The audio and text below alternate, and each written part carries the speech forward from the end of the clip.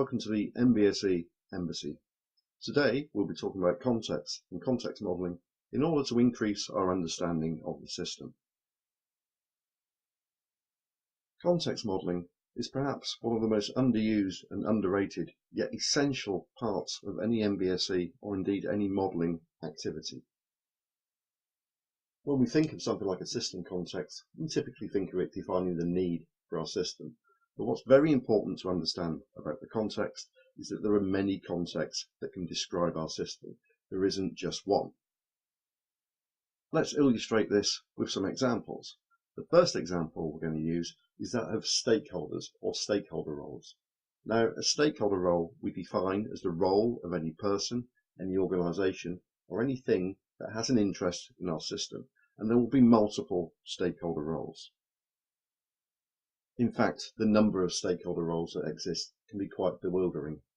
If we looked to ISO standards, for example, and most of the process-based ISO standards, they introduce three broad categories of stakeholder role, which are customer, external, and supplier. The supplier stakeholder roles we can think of as us, if you like. It's typically things like engineers and managers. It's typically the roles associated with delivering the system, whatever it may be. Over to the left-hand side now, we see the customer and the external roles. The customer roles, for example, will be the end users of the system, the operators of the system, and the sponsor of the system. The external, which we can see in the centre of the diagram, these are things that we don't really have much control over, such as laws, standards, and so on. The main difference between the supplier and the other two categories is that the supplier is the us, if you like, and the customer and externals is the them, if you like. There's a subtle yet important difference between the customer and external roles, and that's that the customer roles we can generally compromise with.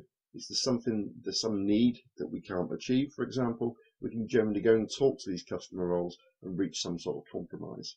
It's usually far more difficult, time-consuming, and expensive, if it's even possible at all, to compromise with things like laws and things like standards. So that's the difference between the three broad categories that we have there.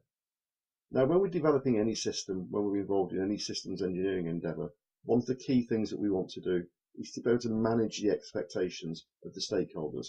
In fact, all these different stakeholders that we see here. The problem that we have, however, is that all of these stakeholders will view things in different ways.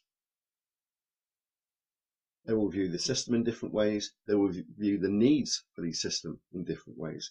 And it's very important that in order to have a good, clear understanding of our system, that we can understand the needs of these different stakeholders and therefore the expectations of these different stakeholders. Because if we don't understand the need from these different points of view, how on earth are we going to demonstrate to them that we've satisfied their original needs? So staying with this diagram now, let's imagine what some of the different names associated with the different stakeholders would be for a particular system. So let's imagine we're talking about a passenger airline system. And let's consider who are the end users of a passenger airline system. Now, this isn't a trick question. The end users for a passenger airline system would be the passengers. It might be me, for example, going on holiday or going on a business trip. Who are the operators?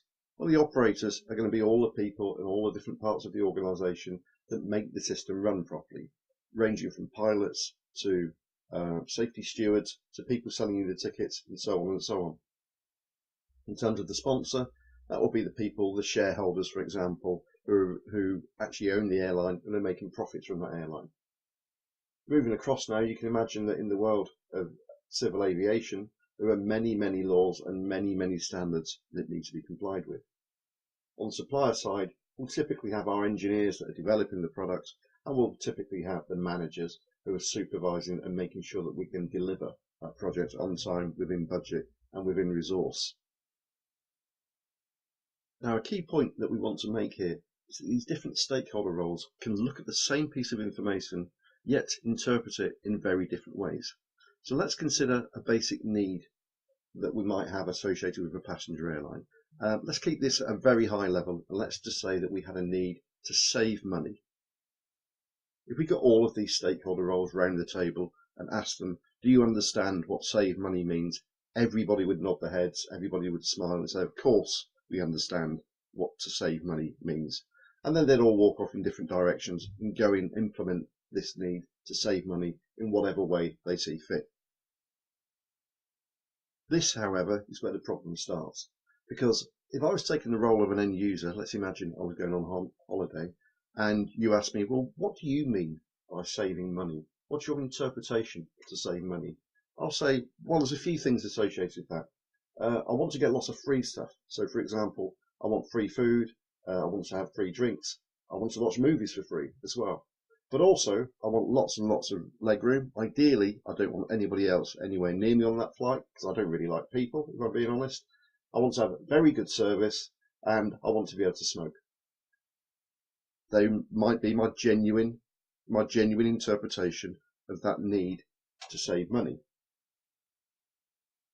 Now, that may all seem perfectly reasonable or unreasonable, depending on your point of view, but let's now consider that same need to save money from a completely different point of view. Now let's consider it from the point of view of the operator. In terms of the operator, some of the things that to save money might mean would be, let's provide online checking for people. That way, it's going to save time and effort at the airport, it's going to be more efficient, and we might not have to employ as many people. In the same vein, let's provide online ticket printing services. That way, we don't have the cost of the printing equipment, we don't have the cost of the consumable resources, and again, we're saving time and being efficient. And obviously, at the same time as that, we want to actually optimize the service that we're providing for the end users of our system. Now let's consider that same need to save money from another context. In this case, it's the sponsor context.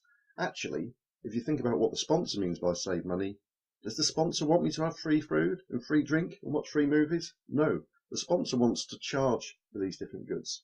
Also, the sponsor really doesn't want me to have that much legroom and that much space. In fact, the sponsor wants to optimize the space in some way. And also, the sponsor's got other, if you like, hidden requirements or constraints that we can see here. Things that are going to limit the way that the sponsor can achieve these things in some way. So, for example, the sponsor is going to need to be concerned with complying with standards. Now, one of the main points that we're trying to make here is that we can take the same need to save money, and actually, depending on the point of view that we're looking at this from, depending on our personal interpretation of this, based on whatever stakeholder role we're playing, it can take on a very, very different meaning. If we compare the user to the operator, it takes on a completely different meaning. My context in terms of the user, the passenger, if you like, is to get free stuff and not spend much money. From the operator's point of view, clearly it's more the operational side of things, the process side of things. Things become more interesting when we compare the user context, so the passenger, and the sponsor context, so the shareholders. What's interesting here is that these interpretations of that same need to save money are actually in conflict. They're completely different. I want to get things for free. The sponsor actually wants to charge me for goods. What we've just identified there is a conflict on the interpretation of that basic need to save money. This can be a problem. This means we're going to have to compromise in some way. And as we said earlier, compromise is a big part of managing stakeholder expectation. But things get even more interesting now, because if you think back to my need, one of my user needs was I wanted to be allowed to smoke. I wanted to be able to smoke on the aeroplane. Does the sponsor want me to smoke? Because you can bet if the sponsor could charge me to smoke, the sponsor would charge me to smoke. However, that's irrelevant whether I want to smoke or whether the sponsor wants me to smoke, because there's a major constraint that comes in here, which is to comply with standards. And the standard says you are not allowed to smoke. In fact, the law states you are not allowed to smoke. And so it completely overrides any other interpretations of any part of to save money, because that's the standard, that's the law, for example. So in this case, we've got a conflicting interpretation of the need. I want to be able to smoke. The law says I can't smoke. And there's a clear winner there when it comes to how do we compromise. We can't compromise one of those particular stakeholders takes absolute authority over the other one. So the basic premise of what we've been talking about here is that different stakeholder roles can look at the same piece of information and interpret these in different ways. This is important because we need to manage the expectations of the stakeholders. It's also important because we need to be able to identify any conflicts that exist and resolve those conflicts based on the stakeholder roles, based on the priorities, and so on. When we take a piece of information, such as a need, and we interpret it from a different point of view or a different context, if you like, we call this a use case. And this is a very important concept when it comes to modeling. One of the big misunderstandings concerning use cases in use case modeling is that a use case is the same as a need. It isn't.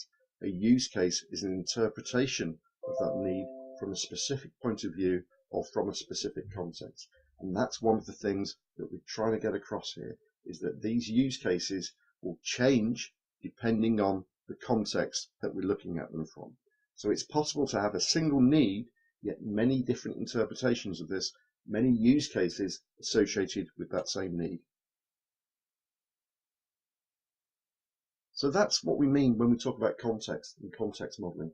It's about looking at things from different points of view, different contexts, and understanding how these different points of view interpret that original need.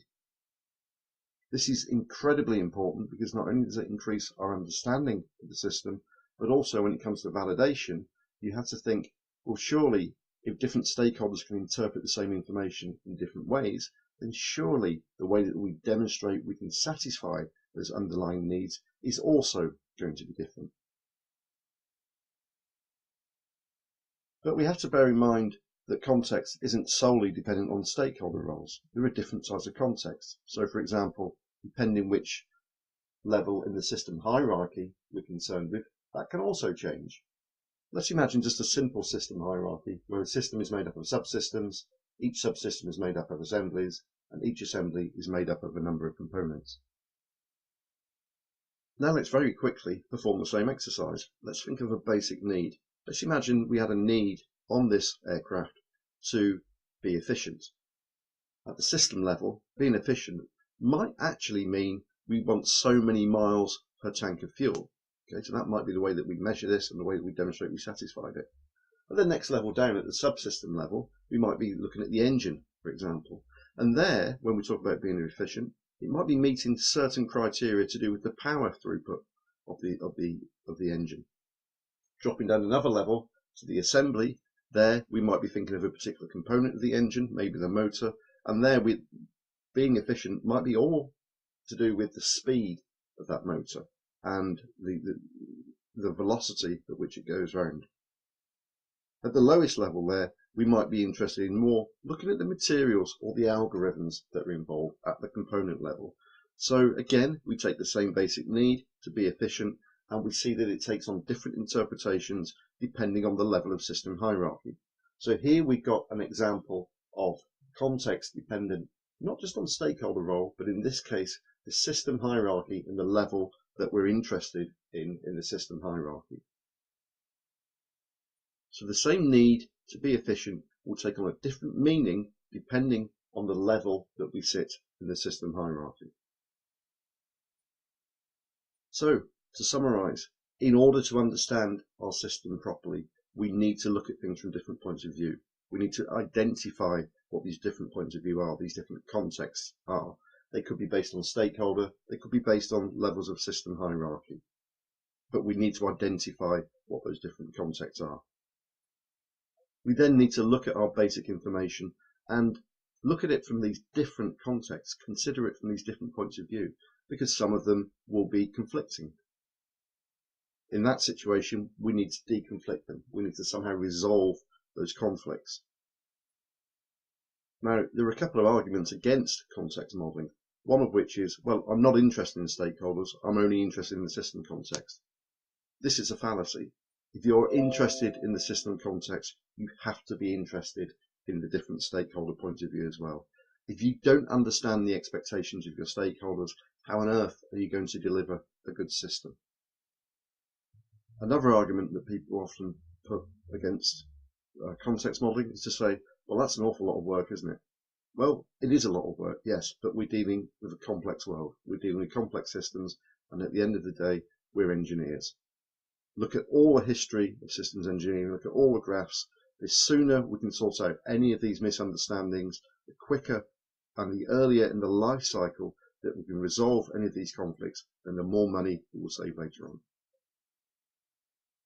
So there we have it then. In order to understand your system, look at it from different points of view, identify context, and compare the interpretation, if you like, the use cases associated with each of the contexts.